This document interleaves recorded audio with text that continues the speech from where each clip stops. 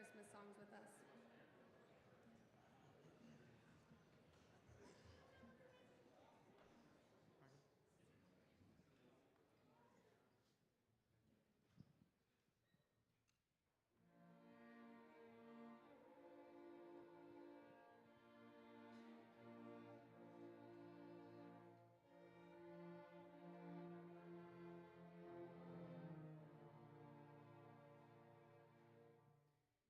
Some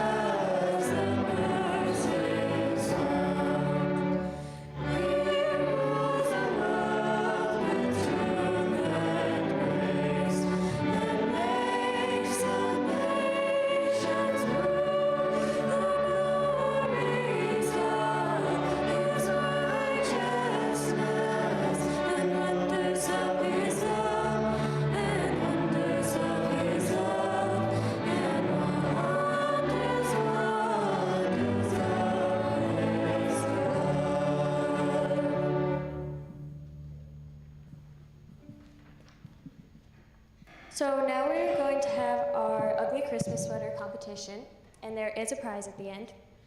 So everybody or anybody who thinks that they have the ugliest Christmas sweater, we're going to ask that you please come down, and the rest of you can sit.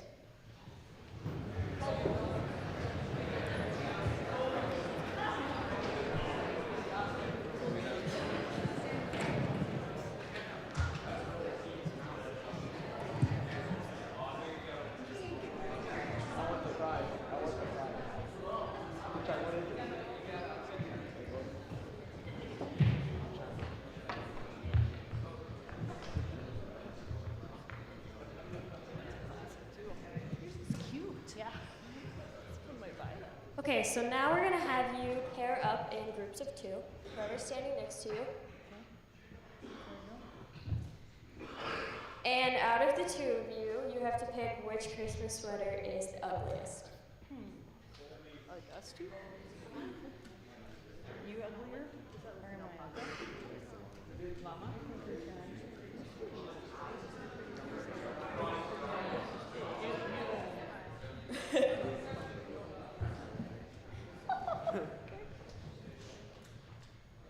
All right, those of you that you eliminated, you can stand off to the side.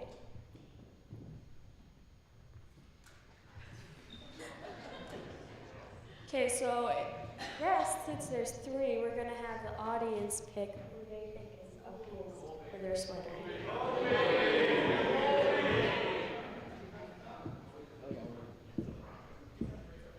We have Kobe? Yep. No votes? Any votes? Okay. Jacob.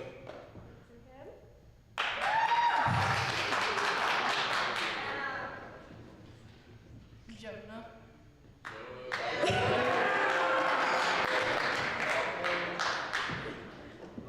I don't know who to pick. I think it's a tie, but we can't have a tie.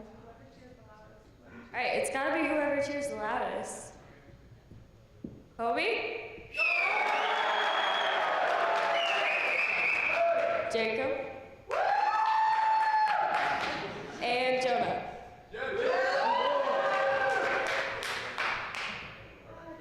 I think we have a winner, and it's Kobe.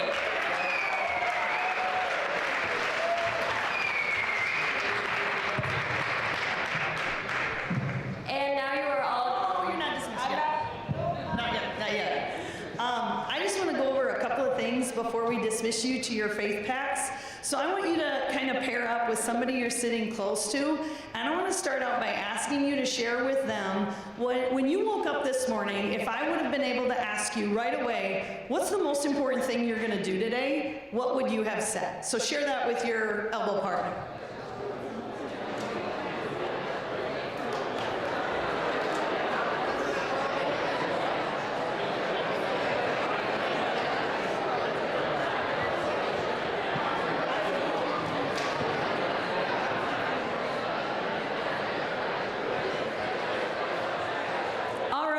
Hear a little bit about what important stuff is going to happen today.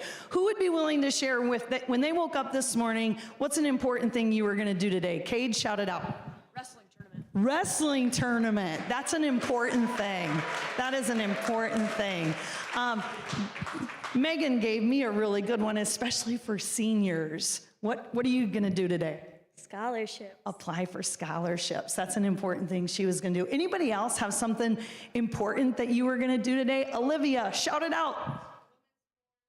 Women's chorus. Yes, that's an important thing that some people are going to do today. So I wrote down a couple that I thought maybe some people would say, maybe you have a Spanish quiz today, and that's an important thing. Maybe you woke up this morning knowing you needed to apologize to your mom for something you said to her yesterday. Maybe that was your important thing. Maybe for some of you, it was just to get to school on time. That was your important thing. For a lot of you, obviously what was not an important thing was to wear your ugly Christmas sweater. So that should have been an important thing. But I want to share with you, if you would have been able to ask me this morning, right when I woke up, I was up at about 5:40 this morning. I'm an early riser. It's going to happen to you when you get old. If you would have come to me and said, hey, Mrs. Christians, what's an important thing you're going to do today?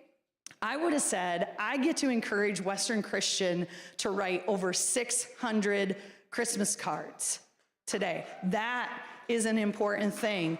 And so I want to tell you a true story, and it's a sad story, kind of. But every year I reach out to area churches and area organizations, and there are a few individuals that I know in certain towns who are really good at helping me out with this project. But about 2 weeks ago, I reached out to those different places, and I said, hey, who could we bless this year with the Western Christmas Card Project? And my response this year was absolutely unbelievable. We have literally hundreds of people whose names have been suggested to us for people who are in need of hope. People who could greatly be blessed by something as simple as a Christmas card. So I really do want to invite you to be a part of something very, very important. Because if Christmas is about anything, it is about hope. And each of us is going to take a pen into our hands today, and we are going to be given the opportunity to share hope with 2 people. Maybe you'll even have more time in your faith pack to write more than 2 cards. But every year, I kind of commit that once a name is shared with us, that person's going to get at least 1 card. So some of the prayers that I've been praying the last couple of days are, God, would you just do an incredible thing and spread our eyes and our attention on this list? I have a list that's 19 pages long, and I just prayed that God would somehow move some of you to go to page 13 and some of you to go to page 11, because I never want to assign you. I never want to say, Brecken, you're writing a card to this person. I want Brecken to look at the list, or maybe Brecken came with his own name today of someone he wants to bless. But that's my invitation to you. There is a slide. Can you guys go to the next slide? So I just want to give you a couple of instructions on this. You're going to find 2 people to bless. I want you to consider their situation and choose how to bless them. And what I mean by this is, if you choose a person whose name is on a nursing home list, just really be sensitive. That they may not be surrounded by family and friends. So when you write your wish, your hope to them, think about things that you could say that wouldn't make them feel extra lonely. Like if you say, I wish you tons of parties and family and friends around you, that may actually remind them that they don't have the ability to go to those occasions. If you're going to pick one of our military personnel, maybe you just want to thank them that we live in a country where we can celebrate Christmas openly, freely. We don't have to hide it. We don't have to go underground. Thank them for that. Maybe you're going to pick an anonymous person. Love Inc. in Rock Valley and Sheldon shared with us people who are working with Love Inc., and many of them are new to the faith. And so maybe you don't even get a name, like because they wanted to respect their anonymity. You're going to say, Dear Love Inc. in Rock Valley, number 3. And then there's a situation that was listed, like maybe they're going through divorce. Maybe their family is in financial instability right now, and you can write them a wish about that. Don't rush. Take your time. We're going to have about 30 minutes. So it's not a race. You guys are so good at, like, we got to finish the task. We got to finish the task. It's not a race. If it takes you a minute or 2 to think through what you want to say, if you want to take a look for a Bible verse that you could include on your card, maybe some of you have a Bible passage memorized, or you want to look one up. Use a pen, not pencil. Pencil for some people is really hard to read, and when you're addressing an envelope, pencil's not suggested. Decide how you want to sign your name. I wrote 3 cards I'm going to share with my faith pack, and I just wrote Karen C. If you want to sign your first name and your last initial, if you just want to sign it a Western sophomore, you can do that. You get to decide how you want to sign your name. Address the envelope. We have a few different ways we're going to deliver these. Some we're going to throw them in a big envelope and bring them to the nursing home. Some there's an address. It's time for you to be honest if you don't know how to address an envelope, ask your teacher. It's okay. You probably haven't done that since, third grade or whatever. Use Western's address for the return address so that if it does get sent back, it'll get sent here and we'll figure out where it needs to go. And then I really do encourage your faith pack to pray before you send them off. I would love to be able to tell the people who are getting cards, we not only wrote the cards, but we prayed for you. And I think one of the biggest things we do as Christians is we say we're going to pray for you, and then we don't. So if you're going to pray for somebody, pray for somebody. If you're going to write Donna a Christmas card and you're going to put in here, I'm praying you have a Merry Christmas, I'm praying Christ's hope fills your heart, then when your faith pack prays at the end of your meeting, go ahead and pray for Donna so that we're being truthful and we're going to continue to remember them. I want to leave you with one quick little quote, and then I'm going to pray us into faith packs. I am just reading an awesome book right now. It's written by a truck driver, so you know it's got to be good, right? His name is Chad Bird, and the name of the book is Your God is Too Glorious, Finding God in the Most Unexpected Places. And this is what I read this morning. Like, God totally had his hand on this. Chad Bird writes, God has revealed to me, so to Chad Bird, that it's often not our calling to do great things in his service. God doesn't need us to pull off Olympic performances to stand in his presence, nor does God desire that we climb to the mountaintops to stand in his presence. If he leads us anywhere, it's usually downward. It's not to the mountaintops, but it's to the valleys, to a world full of wrecked, hurting, and lonely lives in need of his mercy and his hope. And I thought, wow, that's exactly what our faith packs are doing today. If you want to write a letter to a celebrity, if you want to write a note card to someone rich and famous, I'm not going to tell you you can't, but I can tell you that there's over 400 people living in this area that need hope. So let's share that today, okay? Would you join me in a word of prayer? Dear God, we come to you and we are about to do something very important. And we just pray that you would lead us and you would guide us and you would give us patience with ourselves when we aren't exactly sure what to write. Would you remind us that it's often not the exact words we use, but the wishes that we send? Would you fill each of us with such a strong sense of hope that it just comes bubbling out of us when we write these cards? And would you remind us that everything we do, every possible important activity in our lives is designed to bring glory to you. So when these cards get mailed out, may your name, may Jesus Christ be honored and glorified. In Christ's name, amen. Go write your cards.